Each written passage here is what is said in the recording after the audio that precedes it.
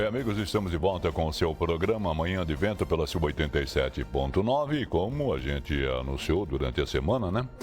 Nós estamos recebendo aqui o escritor e professor Eduardo Bacarin, que vai falar sobre o seu livro, né? Que saiu do forno agora. E ele será entrevistado pela jornalista Nara Cordeiro. Bom dia, professor, seja bem-vindo.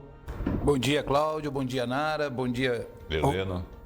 Helena. Bom dia a todos os ouvintes. Deu branco aqui agora.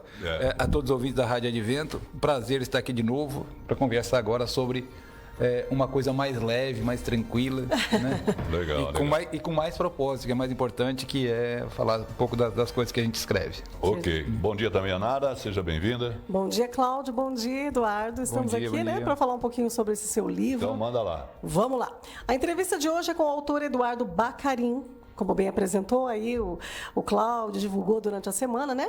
Sobre o tema do seu livro. Seu livro que está saindo aí daqui a pouquinho, tá, né? Já saindo para o lançamento, vai ser em breve, vai ser em maio agora, né? Dia 3 de maio. Isso, a gente vai falar sobre isso. E o livro se chama O Casulo e a Borboleta, é isso? Isso, Casulo e a Borboleta. Parte 1. Parte 1. A larva. Que chique, hein?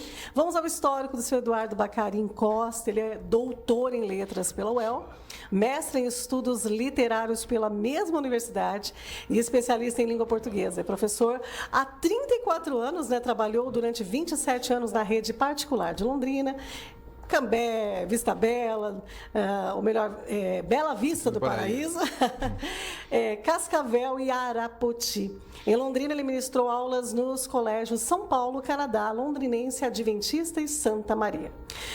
Foi corretor de redação para o vestibular da Unifil e Nopar nos anos de 1997 a 1999. No Colégio São Paulo e auxiliadora de Cambé, organizou a coletânea de textos dos alunos por 3 anos, resultando na publicação de 7 livros com os textos dos jovens e adolescentes. Em Arapoti, desenvolveu um grupo de teatro com os alunos do Colégio Positivo, que fez apresentações na região, colhendo indicações para prêmios em festivais regionais. Desde 2023, desenvolve o projeto Casulo Criativo, no Colégio Olímpia Tormenta, que visa aí transformar os alunos em futuros escritores e produtores de arte visual. Já tendo resultado aí num livro, né, de poesias da aluna Julie Kemmerly. Isso mesmo, né? Ô, Eduardo, aqui o seu histórico ele é muito impressionante, porque são 34 anos, né, que você já atua, né, na área da literatura, como professor. Você sempre foi professor de literatura? Eu queria que você me explicasse isso. Uma curiosidade que eu sempre tive. Pois o ensino apareceu para mim, assim, a graça do Senhor veio para mim no ensino por acaso. Uhum. Por acaso. Eu era radialista. Uhum. Eu trabalhava eu trabalhava em rádio, de maneira geral, eu trabalhava com teatro, com literatura. E aí, um dia, meu primo pediu para eu dar uma aula particular de redação para ele. E aí eu fui, aí ele falou assim, mas, cara, você é um professor. Eu falei, jura que eu sou? E aí ele passou no vestibular, inclusive, com as aulas que eu dei para ele. E aquilo ficou na minha cabeça. Mas será que eu tenho jeito para professor? Eu tinha feito, quando eu era adolescente, tinha feito um teste vocacional com uma tia minha. Uhum. E ela via assim, eu como professor de história, como advogado e tal, né? Porque do dom da palavra e tal. Ok, né? E aí eu lembrei das coisas e falei, ok. Eu tinha deixado o curso de Direito, que eu vi que eu não tinha a menor vocação para a área jurídica. Talvez tivesse. Né? Fiz 2 anos e meio do curso de Direito e acabei desistindo. Mas também acabei desistindo, porque eu já testemunhei aqui a questão minha do álcool. Né? Nessa época eu estava realmente entrando, né, pesado no álcool mesmo. Uhum. E aí eu fui fazer o curso de Letras na UEL.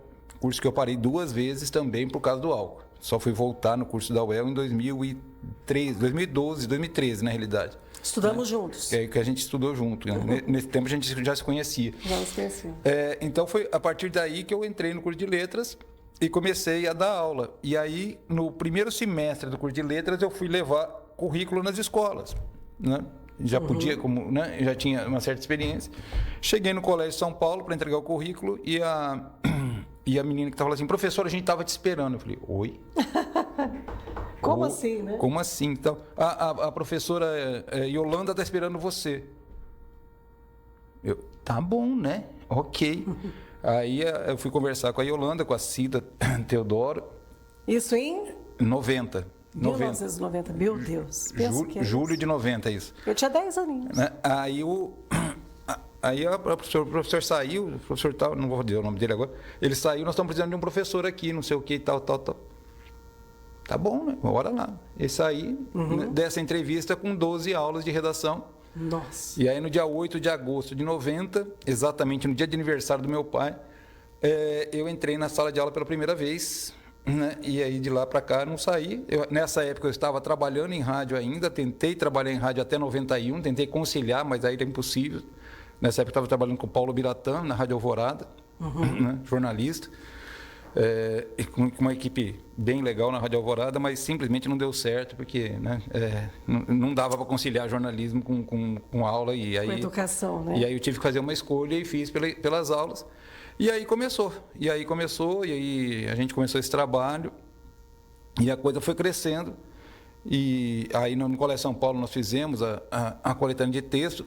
Começou assim, no primeiro ano do Colégio São Paulo, houve um concurso de redação dos alunos da rede particular, e nós fizemos primeiro, segundo e terceiro lugar. Nossa. Nossos alunos, né?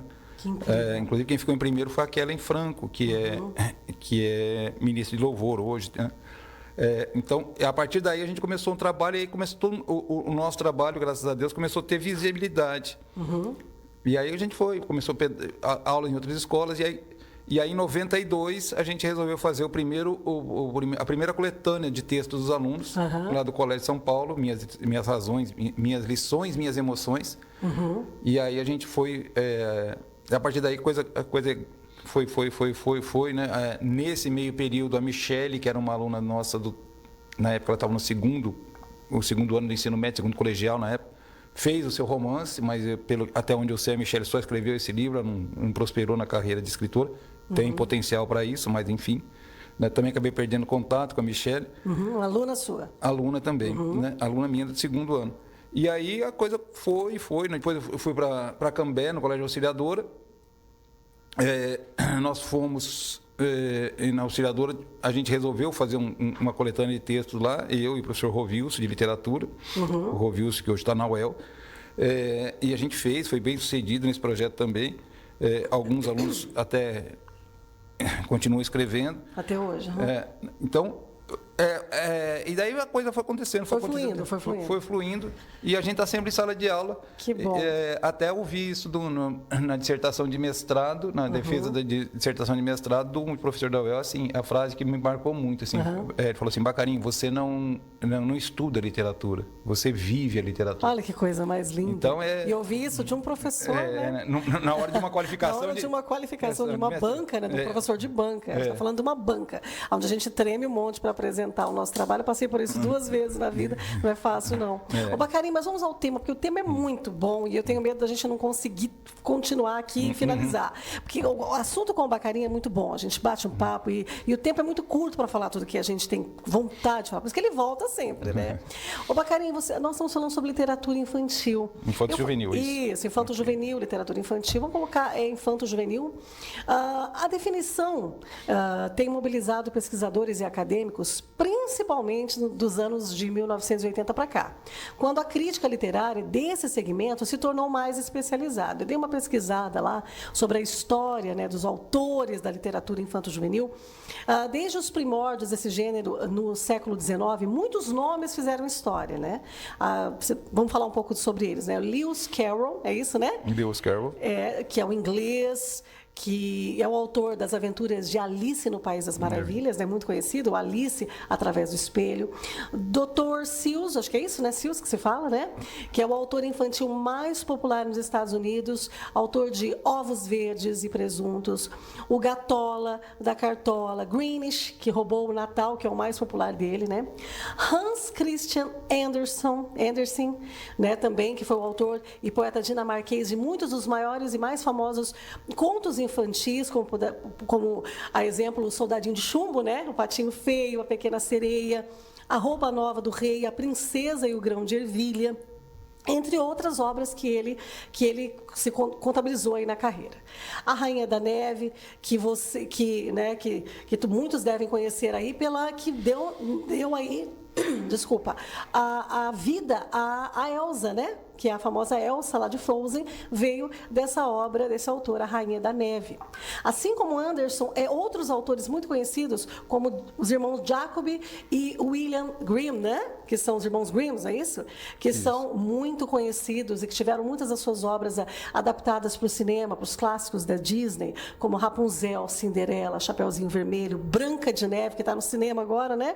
E agora nas versões diferentes, né? E ele sempre procurava falar que ele queria transformar, ele queria muito tirar essa coisa do folclore, falar muito do folclore alemão, porque eles eram alemães, né?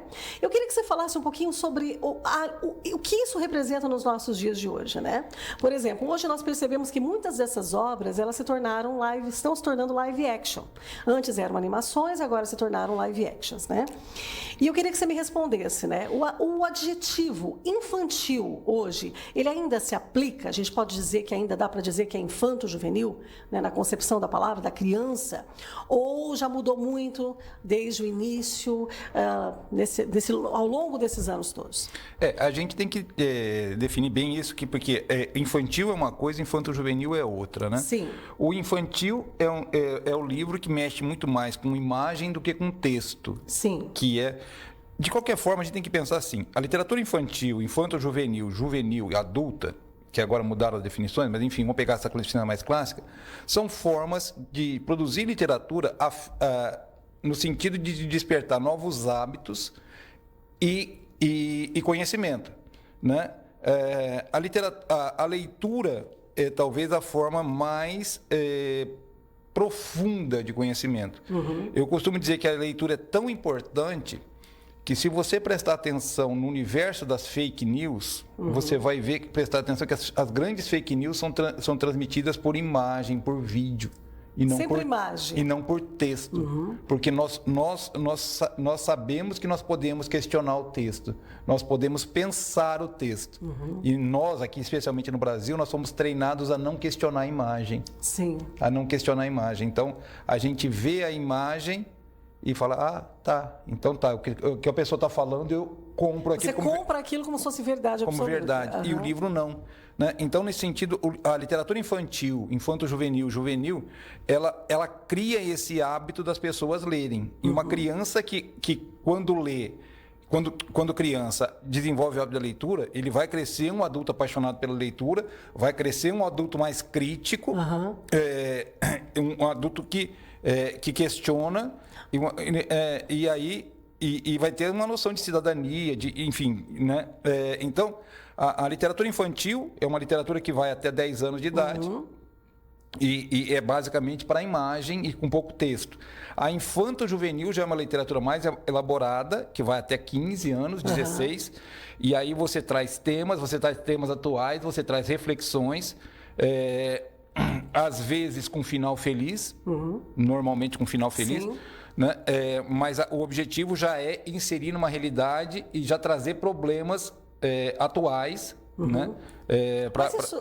Desculpa interromper, mas isso já não se misturou, por exemplo? Hoje a gente tem, por exemplo, muitos adolescentes e até adultos assistindo animações da Disney, indo aos cinemas e gostando, justamente para trazer esse público, não só infantil, que eles trouxeram isso para a realidade, as live actions, né? Trazendo atores de verdade para fazer os personagens, né?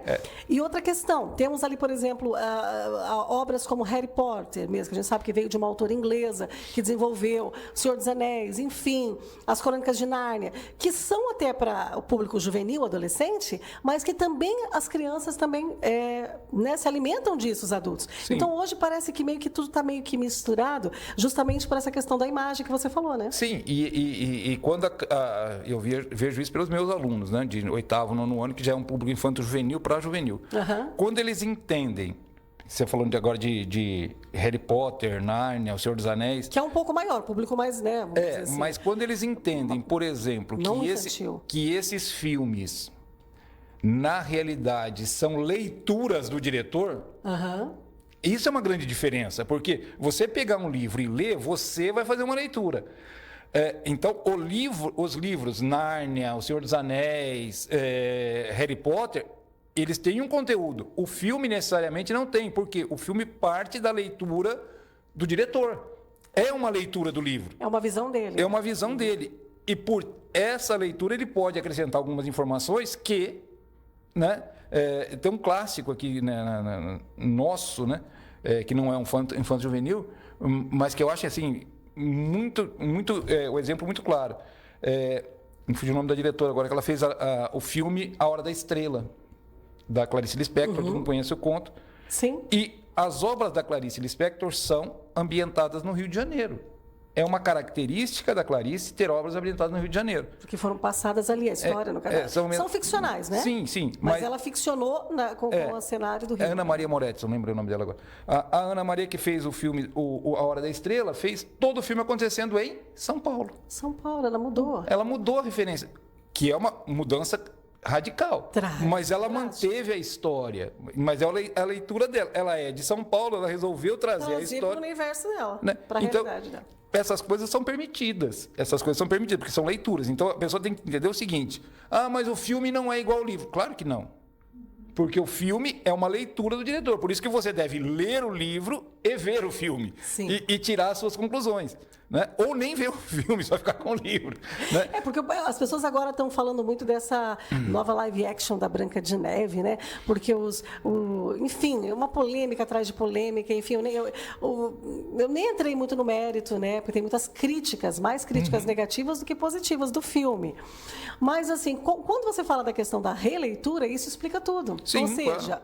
Se eles quiseram colocar os anões como figuras, vamos dizer assim, virtuais, como que eles colocaram lá, porque eles não são reais, os anões. Eles não têm atores de verdade fazendo os anões. Deu uma polêmica, né? Se eles quiseram agir dessa maneira, né, pegar uma Branca de Neve que não fosse tão bonita, sim, mas que fosse uma boa atriz, vamos colocar assim, né? Porque a menina é boa atriz. Então, a gente tem que entender que são realmente... na literatura tem uma liberdade poética. Liberdade poética, não é literariedade que chama isso? É uma liberdade poética. É uma liberdade poética. É liberdade poética de criação, né? E você veja, você tem, falando da Branca de Neve especificamente, eu posso fazer leituras da Branca de Neve sobre os mais variados. Sim. Né?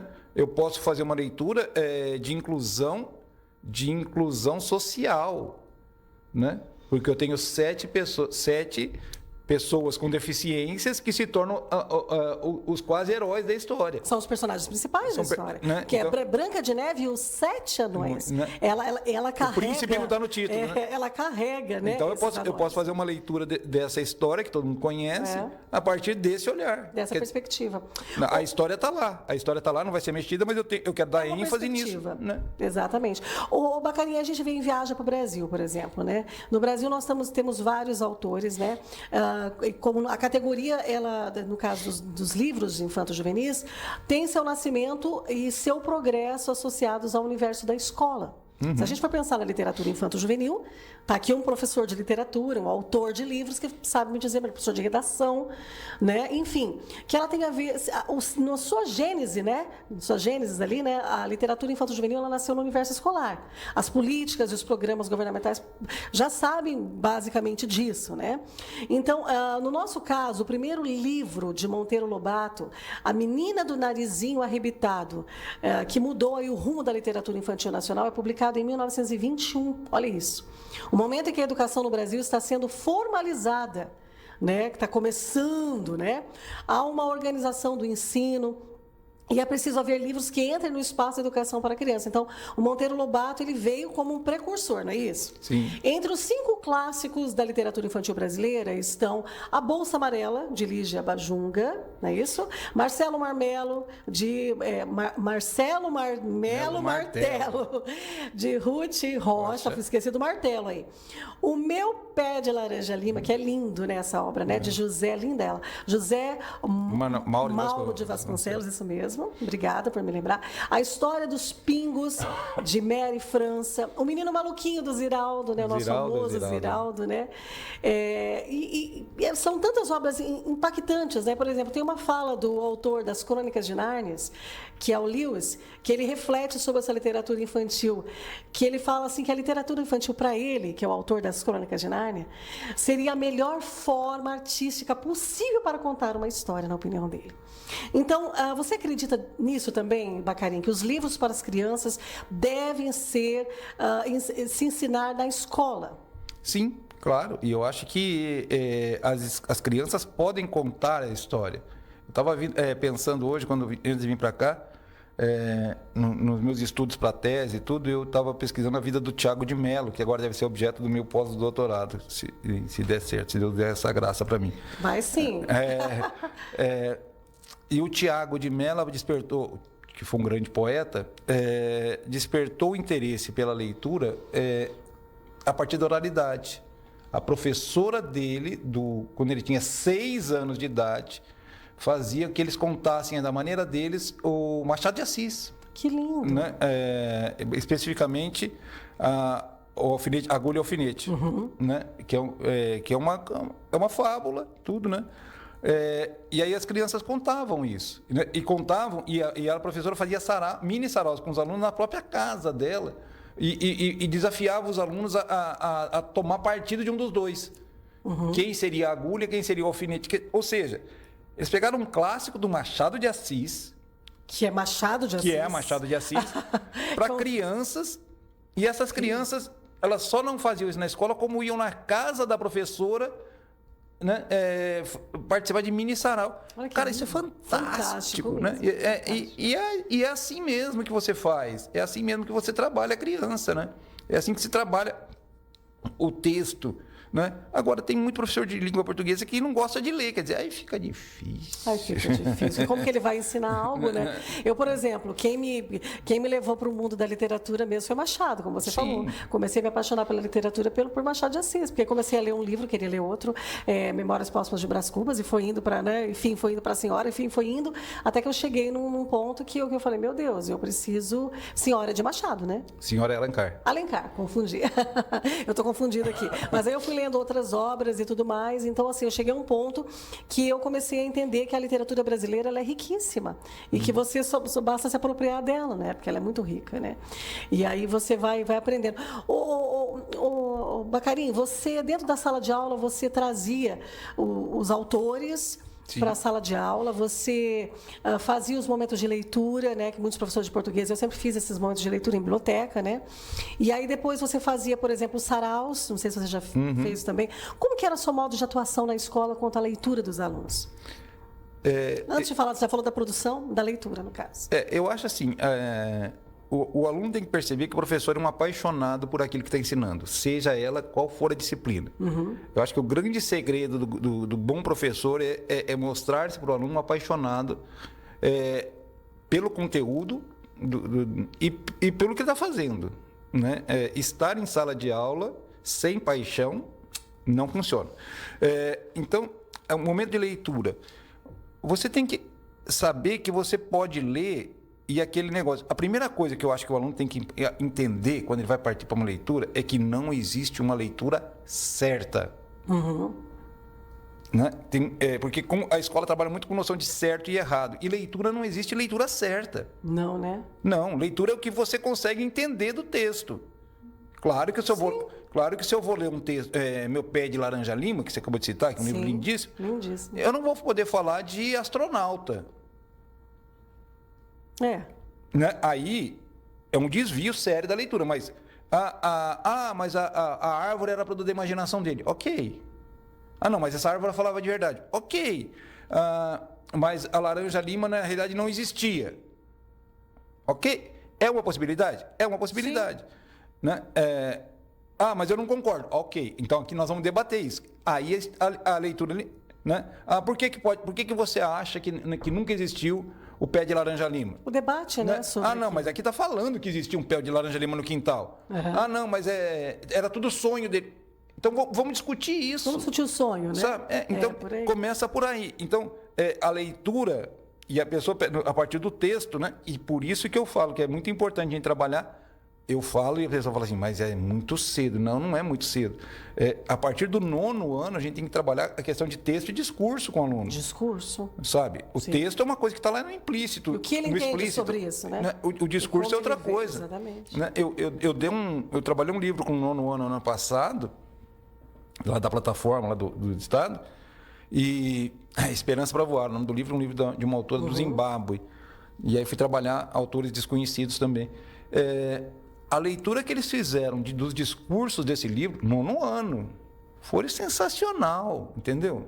Porque eles foram ver outras coisas, eles foram ver discurso de luto, eles foram ver discurso de opressão, eles foram ver discurso de várias outras coisas. Diversos discursos. Sabe? Que estavam ali estavam no E texto. que estava ali, que na verdade, você vê, mas a gente, realmente, o espaço da escola ele é fundamental. Né? A gente vai falar sobre isso depois, porque hoje existe toda essa questão aí, não sei se as pessoas têm conhecimento, acho que a maioria das pessoas sabe, né, que o governo hoje tem investido muito em plataformas, né? Sim. E uma dessas plataformas é o Leia, né? Leia Paraná. Leia Paraná, Redação Paraná, justamente por essa questão de despertar nas pessoas esse interesse. Então, a gente vai falar depois um pouco sobre isso aí, né? Que a gente quer... Sobre essa importância, né, que tem a questão de trabalhar isso na escola, né, no ambiente escolar. Ô, Bacarim, eu queria falar sobre o seu livro agora. Seu livro está ali, né? Casulo e a Borboleta. O Casulo e a Borboleta, né? Então, mas antes a gente vai para o intervalo. Agora é 10h29. Vamos um intervalinho aí, para a gente poder respirar, beber uma água e a gente vai voltar a falar sobre esse livro. Eu queria que você já se preparasse aí, eu sei que é difícil para você falar brevemente sobre a sua obra, mas se você conseguisse, assim, explanar assim, de maneira resumidamente o que cada capítulo representa, para a gente voltar aí e apresentar essa obra para os nossos ouvintes. Tá bom. Ok, são 10h28. Daqui a pouco a gente retorna. Fique ligado, Advento FM, a rádio da Esperança.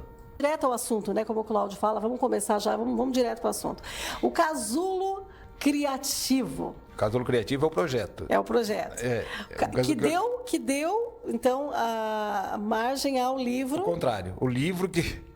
Eu gosto muito, eu estava comentando aqui com o Cláudio, com você antes. Explica primeiro isso pra gente, vamos lá. Eu gosto muito da imagem do casulo, né? E da borboleta. A ideia do casulo. A ideia do casulo. Por quê? Quando nós nos transformamos novas criaturas em Cristo, nós temos que passar por uma transformação. A borboleta passa por uma transformação. E um esforço muito grande também. E um esforço muito grande. Isso. E se esforçar muito, o casulo rompe antes da hora e a gente morre. É verdade. Né? Então a gente tem que passar por um processo de transformação. Né? Porque ser nova criatura é um processo constante, não é assim? Doloroso, né? E doloroso. E não é um processo assim, que legal, sou novo, sou novo e acabou, né? Não, os problemas continuam, as provas continuam. A borboleta precisa do sol e nós precisamos do sol de Cristo, não é que é? Exatamente. Então eu sempre gostei muito dessa imagem, né? E essa imagem da borboleta, porque a borboleta ela é uma larva que vai virar um inseto de extrema beleza, Linda, né? Linda, né? Isso mesmo. E a metanoia, que é a mudança de mente. Né? A borboleta passa por esse processo, né? por essa metamorfose, né? E nós passamos né? Também por essa metanoia, essa mudança de mente. Então, eu sempre gostei disso, né? E aí, o casulo, né? Então, essa imagem do casulo, da borboleta, né? A borboleta é o símbolo que a gente, entre a Josi e a minha esposa, a gente usa para quase tudo, a gente tem essa imagem da borboleta. E aí surge esse projeto, que hoje eu comento que é a minha menina dos olhos, que é o Casulo Criativo, que começou de um erro, né? Começou de um erro, começou de um grande fracasso esse projeto, foi assim, a Helena assustou agora, mas foi, Helena, a gente foi assim, a gente tentou em 2023 fazer um avaral de leitura, de poesia dos alunos lá no Olímpia Tormenta. Foi um fracasso absoluto. Foi quando isso? 2023. Aqui está falando que nasceu em 2023. 2023. A gente tentou fazer, foi um fracasso absoluto. A gente teve 5 alunos só interessados em participar do varal. A gente foi em todas as salas, ninguém quis participar e tal, e tal.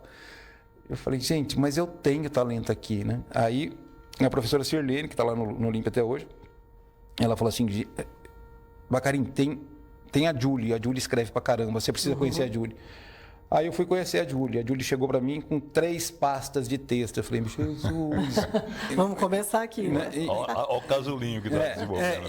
E um texto mais bonito que o outro, assim, uma menina de 17 anos, mas com uma coisa profundidade e mais tal. Aí eu tinha mais outras meninas que trabalhavam, que escreviam e tal. E aí, em outubro de 2023, né, nessa época eu estava com sério problema com essa plataforma, Leia Paraná, porque eu acho essa plataforma, agora ela está melhorando, mas ela tem sérios problemas com o conteúdo dela. Verdade. Os livros são ruins de maneira geral, agora melhorou um pouco. Né? Inclusive, eu cheguei a ser acusado pela direção na época de estar boicotando os alunos na plataforma. Logo eu, né? Será? Aí nós começamos esse projeto. E se boicotou também estava fazendo certo, porque era ruim mesmo. E a gente começou esse projeto com a intenção de transformar eles em escritores mesmo. E nós tínhamos, então foram 3 alunas, foi 4, uma Camila depois acabou largando, e voltou agora. A Glória, a Isabelle e a Julie, as 3 alunas, e eu. E nós começamos isso para fazer. Hoje nós estamos com 34 alunos. 34. 34. Hoje o projeto já não é mais só do Olímpia Tormenta. Em 2024 a gente lançou o Borboletas que Habitam em Mim, que é o livro da Júlia. A Júlia também é apaixonada por borboleta, por essa transformação. Que lindo. Agora já vai sair o livro da Safira. É assim que acontece, que é um romance infanto-juvenil escrito por uma adolescente. Nossa, perfeito, né? Em julho sai o livro da Heloísa, né, que já é o 3º livro. Em junho, perdão. Todas alunas do Casulo, do projeto. Todo do projeto, né? E nós já estamos preparando em julho o livro da Sofia, que é um outro livro de poesia, né? Então temos engatados agora 2 romances, um romance e 2 livros de poesia. Olha quantas borboletas que estão saindo desse Casulo. E a Júlia já está preparando o 2º livro. Meu Deus. A Júlia está preparando o 2º livro. E é tudo menina? Não, tem um rapaz agora. Agora eu tô com o Bruno. Tem um borboleto aí. Tem, então eu tô com o Bruno, tô com o Ricardo, tô com o Murilo. O Murilo escreveu um livro, um romance infantil, um menino de 13 anos escrevendo um romance infantil. Olha que legal. Né? Então, a gente está. E esse projeto é assim, é uma menina dos meus olhos mesmo. A gente está fazendo algumas coisas, né? O livro da Júlia foi bem aceito pela crítica. A Júlia já foi convidada a participar de vários eventos aí. Então, nossa, que legal. as meninas, a Heloísa já participou de outros eventos também, teve agora na Academia de Letras de Londrina. Então, esse projeto é um projeto que eu curto muito e eu acho que ele é transformador. Hoje a gente está com alunos do Olímpia Tormenta, a gente está com alunos do DEA Alvarenga, a gente está com alunos do Castaldi e do Champagnat. Nós estamos com um aluno de 4 escolas e as meninas do Olímpia e do Marista, que ano passado a gente estava com o pessoal do Marista também, as meninas que terminaram o 3º ano e que estão agora na faculdade, né? Então, estamos aí com essa moçada que continua no projeto, mas algumas delas já estão em universidades. Eu tô falando com ele aqui, o olhinho dele tá brilhando assim, né? Porque pelo que ele me falou, é uma trilogia. Então a parte 1, que é o Casulo Borboleta que é a larva. É a larva, né? Aí depois vai ter, eu acho que ele falou que parece ser a parte 2, 3, até 4, não sei. Talvez até a 4, não sei. Então não vai ser trilogia. Ou tetralogia. Trilogia com certeza, que é a larva, o casulo e a borboleta. Ah, tá. A parte 1 a larva, a parte 2 o casulo, a parte 3 a borboleta. Professor, então além de professor, você é editor, escritor e editor. E incentivador ainda. Escritor também, né? Também. E aí, então, e eu já tenho essa imagem do casulo. E aí o casulo, na realidade, o casulo e a borboleta, eu escrevi em 2013, né? E eu só fui retomar o casulo em 2021 com a Josi, a gente fez uma releitura. Né? Fez desse primeiro aqui, né? Depois a gente vai fazer agora do 2 e do 3, que já estão prontos. Que foi a minha primeira tentativa de escrever alguma coisa infanto-juvenil. Que né? legal. E hoje eu ouço muito com os meus alunos assim, professor, você conta essa história tua e da Josi, porque a Josi foi minha primeira namorada. Sim. A gente Conta a história pra gente, como que é? Eu conheci a Josi em 79. Que é a sua esposa. Que é minha esposa, em 78 na realidade. A gente começou a namorar em 79. Ela tinha 13 anos, 13 para 14, eu tinha 16 para 17. Nossa, olha que lindo, né?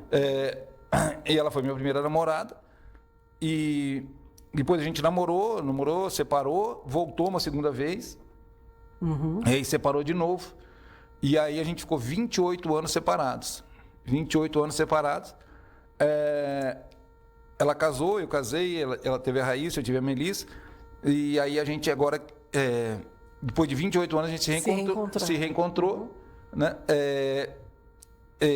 voltou a namorar e casou, e a gente já está indo para 11 anos de casados agora, Que lindo. né? E aí, toda vez que eu conto essa história, o pessoal fala assim, mas professor, você tem que escrever uma história. Eu falei, tá legal, tá escrito. Né? O Casulo e a Borboleta é uma autoficção, né? Então, tem vários elementos da nossa história, mas não é tudo verdade, claro. Né? Tem vários elementos da nossa história. E aí a gente vai... E é uma história de amor mesmo, é uma história para falar de amor, para mostrar que todo amor é possível. E o amor verdadeiro, ele Transpassa o tempo, né? transpassa o tempo, exatamente. Essa é a ideia do Casulo, da trilogia O Casulo e a Borboleta.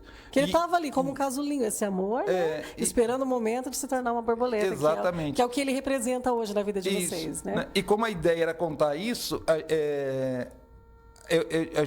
eu tive cuidado, né? A Espírito Santo foi me dirigindo, tive cuidado de contar isso de uma maneira para adolescente. Que legal. Né?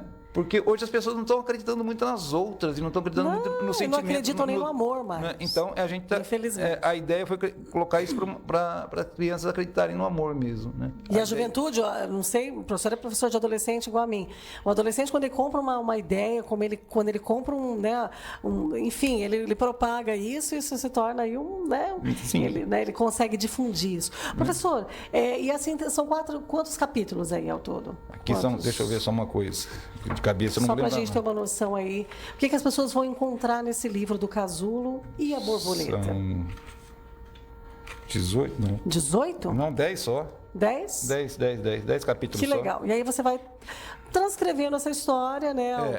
E no final, ela vira borboleta ou ainda ela está no processo de larva ainda? Não, larva. Ah, larvinha ainda. Larvinha. Então, se você quiser ver ela no processo tanto que termina aqui, fim da parte 1. Você já sabe que vem a parte 2. Ah, então tem tá que bom. tem que ver a parte 3 também, né? Então, eu vou adquirir o livro hoje, eu vou ter que esperar o próximo. E quando que vai ser o próximo?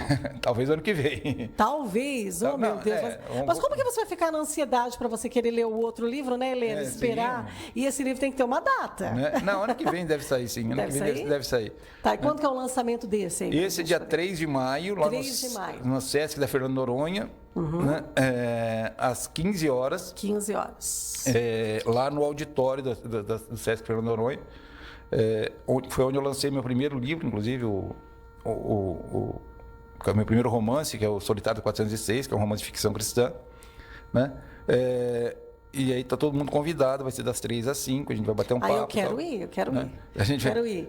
Eu acho que eu vou fazer assim, Helena, vou pegar esse livro aqui, que eu já vou comprar o livro, aí vou esperar o momento do autógrafo, né? Para poder ter uma desculpa para ir lá, né? Poder... Então, tá todo mundo convidado, vai ser um momento muito legal, né?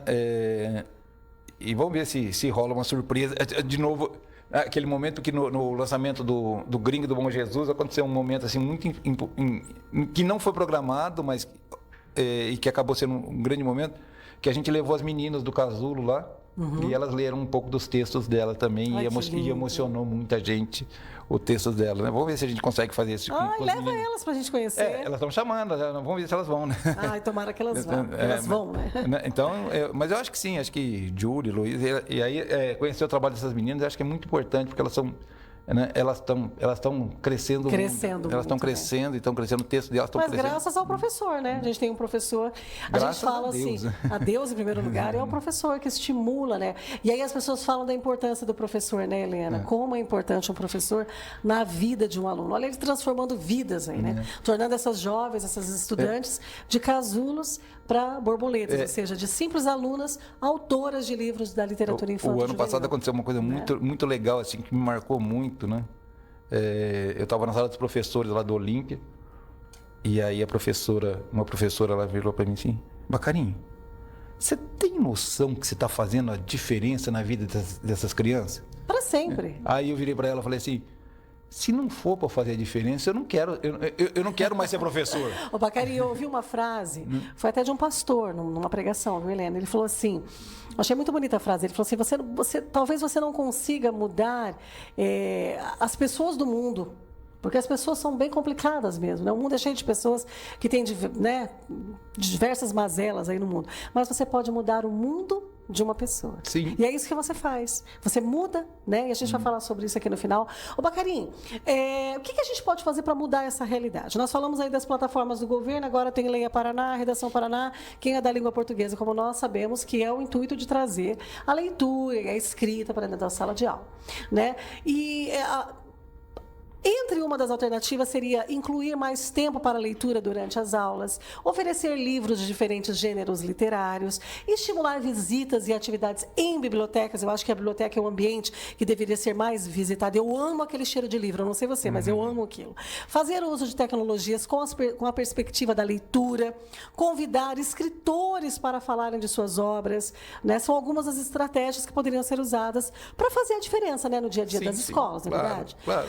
E as escolas estimulam o gosto da leitura e da escrita. Tem essa, né? Mas será que isso está sendo feito de maneira correta? Queria que você dissesse, você já falou um pouco sobre as suas observações sobre as plataformas, mas, enfim, o que é possível fazer? O que você acredita como professor de literatura para a gente mudar essa realidade nas escolas? Eu vejo as plataformas, eu vejo com restrição.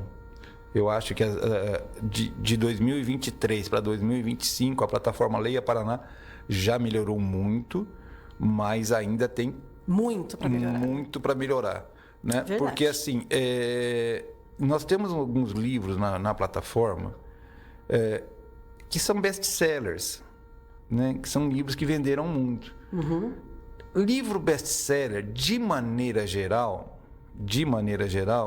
é livro que tem feito para vender. Feito para vender e com pouco conteúdo. Então, eu fico imaginando que o objetivo da leitura na escola é criar um cidadão crítico. Explica isso, é bom você explicar. Mas a diferença entre... mas por que o professor está falando mal do best-seller? Não. Tem muitas obras que são excelentes, né, professor? Que merecem estar ali naquele posto, né? Então, por exemplo, assim, eu acho que o aluno tem que conhecer diferente. Como é que o aluno vai respeitar a diferença se ele não conhece a diferença, mesmo na leitura? Boa. Como é que ele vai poder respeitar diferença racial, diferença física, diferença ideológica, diferença religiosa, se ele não lida com isso? Eu não vi muitas obras da literatura negra, por exemplo, né? Eu não vi muito na plataforma, porque então, a gente, né? Enfim. Né? Então, eu acho que a gente tem que colocar isso. E o aluno tem que entender, ele tem que enxergar a realidade, né? Não a realidade filtrada, a realidade que está aí. A realidade que está aí. Eu tenho um morador de rua em Londrina. Por que eu tenho esse morador de rua? Vamos pensar sobre isso? Vamos refletir, né? Vamos falar sobre. Eu tenho violência em Londrina. Né? Eu tenho feminicídio em Londrina. Eu tenho bullying em Londrina. Eu tenho alto consumo de droga e álcool. Pedofilia, prostituição. Em Londrina. São temas polêmicos. Vamos pensar isso e vamos discutir isso sem preconceito? Onde que pode começar isso? Na leitura. Nas plataformas ali, né? Nos livros que a gente que trazem isso. Que a gente vai consumir, né? Os livros que trazem isso. Como é que eu vou respeitar a diferença? Lendo a partir da diferença, né? Então, por exemplo, você citou aí o Meu Pé de Laranja Lima. Vamos citar de novo o Meu Pé de Laranja Lima. A relação do menino com a...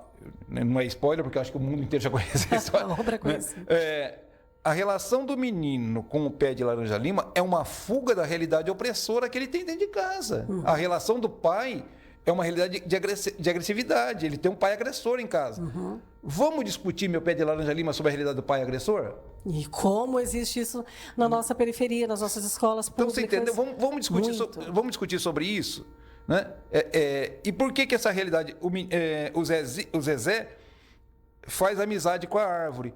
Por que eu não posso lidar com a realidade de um pai opressor escrevendo? Escrevendo também, né? Pensando isso. Então, a leitura, isso para mim é um cidadão crítico. Sim. Isso é transformar um cidadão crítico. E ele tem que ser a partir da realidade dele. Então, por exemplo... despertar o gosto dele na leitura seria um primeiro passo. Eu não vou lembrar agora qual é o livro, mas eu dei um livro. Eu trabalhei um livro com os alunos de 8º ano em 2023, que o menino escreveu assim no resumo. Ele veio falar para mim: professor, isso não tem nada a ver com a gente. Era um livro americano, um best-seller. No nível do dia. Né? Então, por exemplo. E eu tenho a literatura de entretenimento, de passatempo, que normalmente o best-seller é a literatura de entretenimento, de passatempo. Na plataforma eu tenho vários, por exemplo, Diário de Banana. Diário de Banana, acabar de falar sobre isso. Né? Diário de um Banana. É um livro que as crianças gostam justamente por ser É um livro legal. É um livro Mas legal. é É um livro de passatempo. É um livro de passatempo. não tem nada de De cidadão relevante. crítico que eu transformo com o Diário de um Banana. E lá na plataforma você tem 1, 2 e 3. Nossa, é tudo lá. Então, quer dizer, sabe? Eu não trabalhei ele nas plataformas. Eu trabalhava o Diário da Anne Frank lá, da Malala lá, né? Mozafai. Né? Enfim, mas... Então, por exemplo, eu trabalhei Frankenstein, que está na plataforma. Também, muito né? bom. Eu Sherlock trabalhei- Holmes tem lá, eu trabalhei também. E eu trabalhei Frankenstein a partir do quê? Da ditadura da beleza. E que é importante falar sobre Né? isso. Que eu tenho Mas Frankenstein tem ditadura da beleza? Claro que tem. Tudo a ver? Né? Claro que tem uma ditadura da beleza ali. Sim. Né? De uma outra forma, mas tem, né? Então,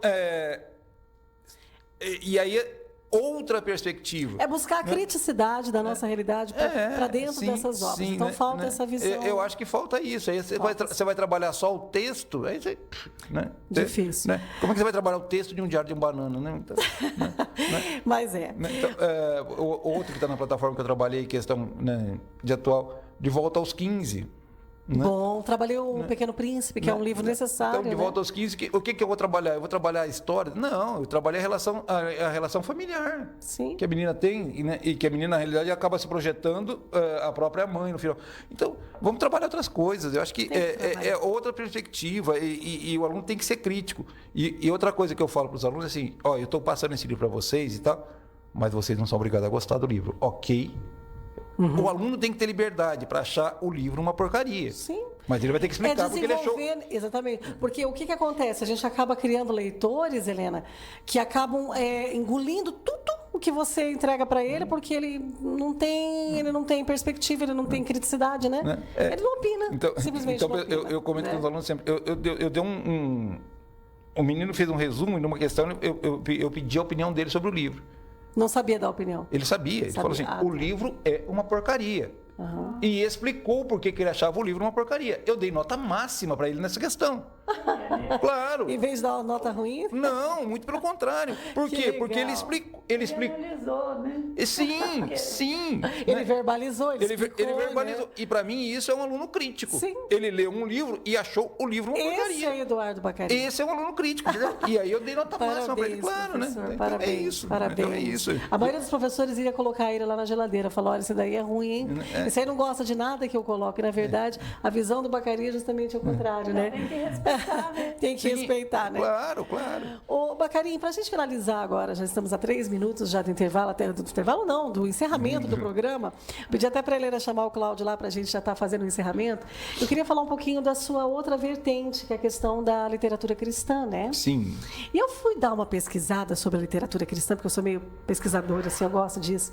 E eu descobri que um dos maiores autores da literatura, se não o maior de todos, foi Martinho Lutero, né? Que viveu entre 1400... da literatura cristã, né? A ficção cristã é uma outra vertente. Não, sim, mas da literatura cristã que eu estou colocando aqui, né? E aí você vai falar da sua ficção cristã, enfim, do que você quer trazer. O Martinho Lutero, ele viveu de 1483 a 1546, né? E ele não fez só isso da vida dele, ele é mais ou menos igual você. A sua produção literária era fruto de uma atividade pastoral e acadêmica. Além do magistral trabalho de traduzir a Bíblia para o alemão, né? Conforme ele disse, para tornar Moisés tão alemão que ninguém desconfiaria que ele fosse um judeu.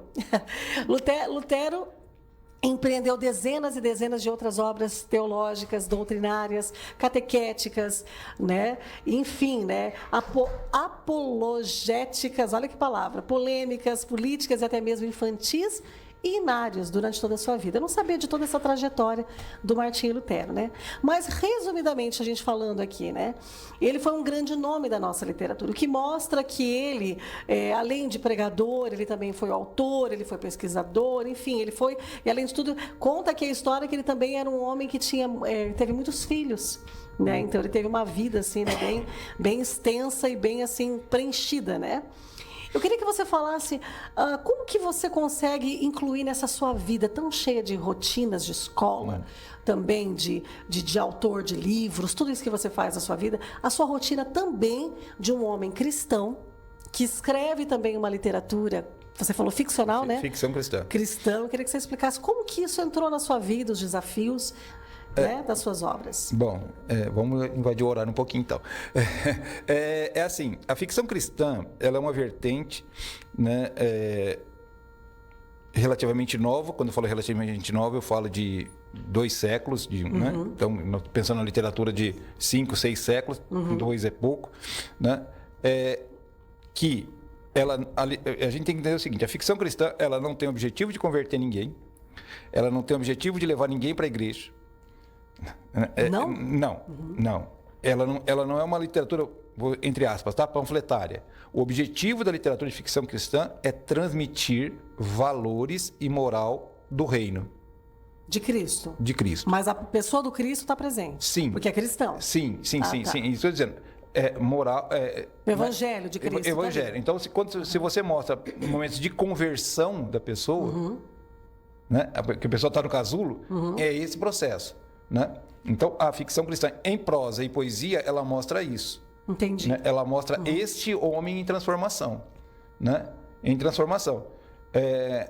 Mas sem placa de igreja, entendeu? Então, por exemplo, na poesia de ficção cristã, na poesia de ficção cristã, a gente aqui no Brasil, talvez o primeiro grande momento da poesia de ficção cristã foi com o Neymar de Barros, no começo dos anos 70, um livro de poema em prosa chamado Deus Negro, que vendeu na época, acho que 300 mil exemplares, que era uma coisa absurda para o Brasil. Ele sumiu, né? Sumiu. O Neymar, ele passa por um processo de mudança de vida a partir de um curso que ele fez na Igreja Católica.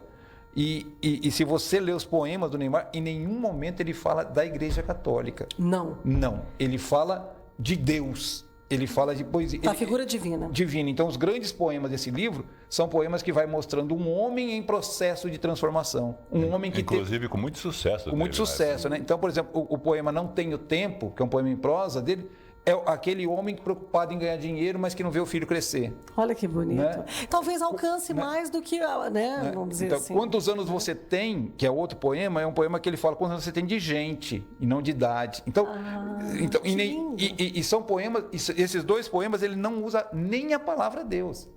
Como é o nome do autor mesmo? Neymar de Barros, né? Ele sumiu, isso que o Cláudio falou, ele sumiu. Sumiu. Né? Mas ele, né? Acho que houve um conflito, né, entre ele e o clero, né? Sim, acho que também. Ele era padre? Não, ele era produtor do Silvio Santos. Nossa. Ele era produtor do Silvio Santos, era totalmente da vida virada. Aí ele foi escrever sobre Deus. Ele foi para um curso, num curso da Igreja Católica. Cursílio. Um cursílio. E ele saiu transformado do cursílio. Nossa. Né? 3 dias ele saiu transformado do cursílio. Né? Então, a ficção. E o grande nome da ficção cristã assim, contemporânea são as Crônicas de Nárnia. São, né? Ali é ficção cristã. Ficção cristã. Sim, porque aquelas meninas, elas têm sempre... Vira e mexe, você tem uma passagem da Bíblia ali. E você tem uma proposta de transformação e tal. O leão mesmo representa Jesus. Aquele leão. Eu sempre tive a ideia de que aquele leão representa Exatamente. Jesus, porque Jesus é conhecido como leão da tribo de Judá, né? Então, Ô, Cláudio, eu posso pedir para você colocar uma musiquinha de fundo, só para gente. Eu vou pedir para o Bacari encerrar agora, falando um pouquinho sobre essa questão da importância que tem essa temática do Cristo na vida das pessoas. Porque assim, nós não estamos como. Eu acho muito relevante o que você está falando, desculpa te interromper, né? Mas eu acho que é importante a gente falar sobre isso, da gente não colocar a placa. Sim. A gente não colocar a denominação, a gente colocar o reino de Deus, né? Você colocar o Cristo, o sacrifício. Nós estamos perto da Páscoa. A Páscoa está chegando, né? A Páscoa, segundo aí os ocidentais, né? Enfim, né? Que é abril. Mas, enfim, o simbolismo da Páscoa, ele sempre existiu.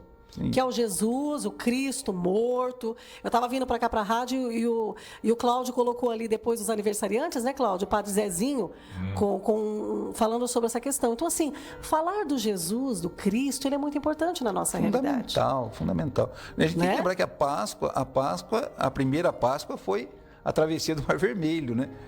Que o Cordeiro, né? O sangue do Cordeiro salvou o povo judeu, né? Essa foi a primeira grande Páscoa. E depois, daí a figura do Cordeiro. Do Cordeiro de Cristo. Que é outro animalzinho, né? né?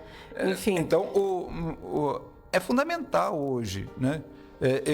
Eu costumo dizer assim, a gente já vive numa sociedade distópica, a gente precisa de um pouco mais de suavidade. Quem que pode suavizar o caminho das pessoas? Jesus. É Cristo. É Jesus. Não existe transformação sem Jesus. É como se né? todos os caminhos, não sei se você tem essa sensação, Bacarim, todos os caminhos da sua vida, eu acredito que da minha vida, do Cláudio, da Helena, de todas as pessoas que estão nos ouvindo, todos eles vão para a mesma direção, que é Jesus. Sim. Você pode tentar correr, você pode tentar fugir, mas é como, né? Vão para o mar, né? Não é isso? Sim, sim. E você pode. E a vida com Cristo é uma vida de constante arrependimento. Né? Quando você se arrepende dos pecados e você volta a caminhar com Jesus. E você pode se arrepender da vida que você teve até no último suspiro. Olha que maravilha. É lindo, né? Essa semana a gente eu ouvi exatamente isso na nossa igreja. A figura do ladrão lá na cruz. Na cruz. Né?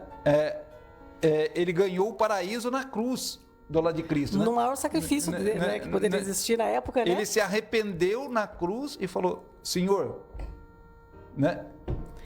Tem piedade de mim. Aí Cristo olha para ele e fala assim: ainda hoje vai estar comigo no paraíso.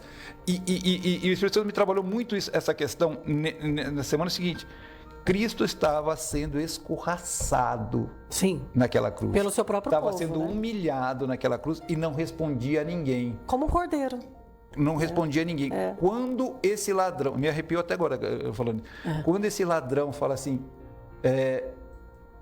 Senhor, lembra-te de mim, mostrando arrependimento, ele olha para ele e fala assim, ainda hoje vai estar comigo no paraíso. Olha que isso é misericórdia. Ele não falou para os outros agressores, mas para esse homem arrependido, né? Lembra-te de mim. Então, o que a gente pode dizer para os ouvintes é o seguinte, né? Não importa como você esteja, busque a Cristo, né? Busque mudar a sua vida. E vamos colocar aqui um paralelo com o livro. Se você é um casulo, um dia você pode se tornar uma borboleta. Só não force o casulo para não morrer asfixiado. Só que espera o tempo, vai conhecendo a Jesus, vai conhecendo o Evangelho, que um dia você vai se tornar essa borboleta. Claro. Obrigada, já passamos aí, Bacarim. 5 minutos.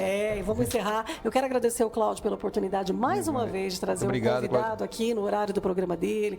E queria dizer para você, ouvinte, que se você tem interesse de adquirir este livro, queria que você mostrasse para a câmera para a gente aqui. Tá aqui, né? É o Casulo e a Borboleta, né? E eu tô deixando lançamento. Tô deixando 2 livros pro Cláudio sortear.